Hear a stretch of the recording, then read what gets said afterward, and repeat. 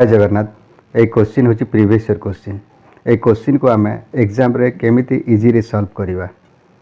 The difference between cost price and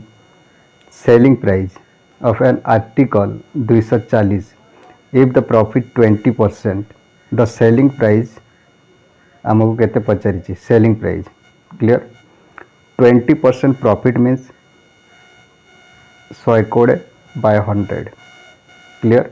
गोटे zero कटिज दुई रे काटिले 200 को 12 2 5 10 6 बाय 5 क्लियर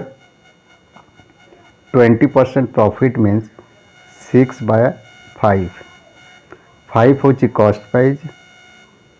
6 हूँ सेलिंग प्राइस क्लियर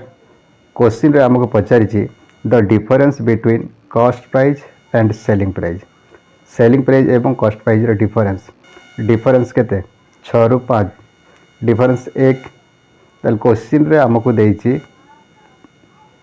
240 एक यूनिट समान आमको 240 देइछि क्लियर क्वेश्चन रे पचारि सेलिंग प्राइस केते 6 क्लियर ताले 240 गुणन 6 हेबो एक यूनिट समान 240 6 यूनिट समान केते हेबो 6 0 0 6 4 24 2 रहिला 6 दूण 12 और 2 14 क्लियर 1440 ऑप्शन ए हेबो करेक्ट आंसर।